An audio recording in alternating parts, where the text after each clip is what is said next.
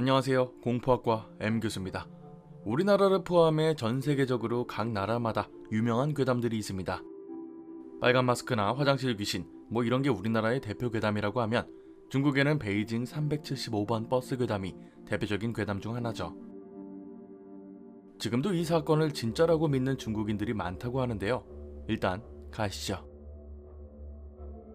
1995년 11월 14일 젊은 신혼부부와 노인, 청년 이렇게 총 4명의 승객이 이화원 남문에서 원명원역으로 가는 375번 막차에 탑승합니다. 하지만 얼마 뒤 느닷없이 청나라 복장을 입은 3명의 사람이 버스에 탑승하죠. 이상하게도 이들은 자리에 앉지 않았고 마치 공중에 떠있는 것처럼 버스 한가운데 서 있었습니다. 그렇게 4정거장 정도가 지나자 신혼부부가 버스에서 내렸습니다. 그리고 버스에 남아있던 노인이 난데없이 청년에게 시비를 겁니다. 청년이 자신의 지갑을 훔쳤다며 소리를 지르고 청년과 싸웠는데 이를 보다 못한 기사가 화를 내며 이 둘을 버스에서 쫓아냅니다.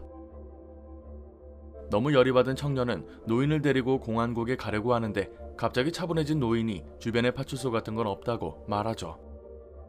그리고 자기가 다리가 없는 귀신한테서 구해준 거라고 실토를 합니다.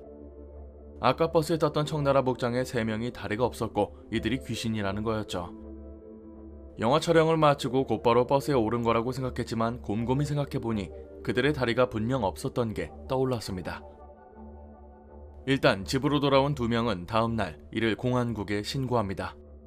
당연히 이들의 말은 그 누구도 믿어주지 않았죠. 하지만 몇 시간 뒤 375번 막차 안에 있었던 기사와 안내양이 실종되었다는 신고가 들어옵니다. 공안들을 투입해서 수사에 착수했지만 무경부대까지 동원해 도시 전체를 수색했으나 끝내 이들을 찾지 못합니다. 하지만 3일 뒤 버스의 종점이었던 샹산에서 100km나 떨어진 저수지 물속에서 3구의 시체와 375번 버스가 발견됩니다.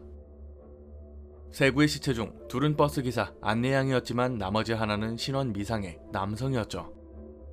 아마 신원 미상의 남자는 이들이 가던 도중 태운 손님일 텐데 희한하게도 3구의 시체 모두 얼굴이 마치 살아있는 것 같았답니다. 버스를 드러내 조사한 결과 실제로 이 버스는 출발 지점부터 이곳 저수지까지 갈 수 있는 연료도 없었죠. 그리고 연료 탱크를 열어보니 연료 탱크 안에는 기름 대신 사람의 피가 가득 차 있었다고 합니다.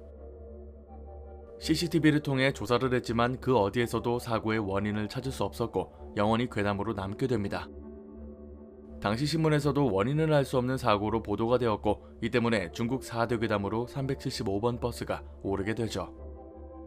워낙 유명한 괴담이기 때문에 2015년에 영화로도 만들어지는데요. 영화 촬영 당시에도 몇 가지 섬뜩한 소문이 돌면서 다시금 이 괴담이 유명해집니다. 청나라 의상을 입은 귀신역의 배우들이 오지 않아서 일단 카메라만 돌려놨는데 피투성이 턱시도를 입은 남성과 웨딩드레스를 입은 여자가 같이 찍힙니다. 이 때문에 주연 배우를 맡았던 주우진이 당장 하차하고 싶다는 발언을 했죠. 일단 괴담은 여기까지입니다.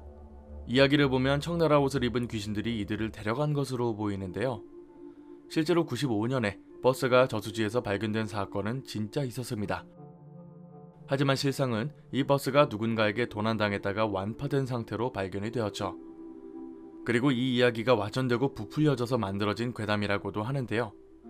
실제로 연료통에 피가 들어있다는 얘기도 조금은 신빙성이 있지는 않습니다. 하지만 여전히 중국에서는 이따금씩 이 괴담을 가지고 방송 프로그램에도 활용하고 영화에 나오거나 커뮤니티에서 아직도 진실이라고 말하는 사람들도 많기는 합니다. 중국에는 참 다양한 괴담들이 많습니다. 우리나라 괴담이랑 비교해보면 우리나라는 정말 아기자기한 괴담들입니다.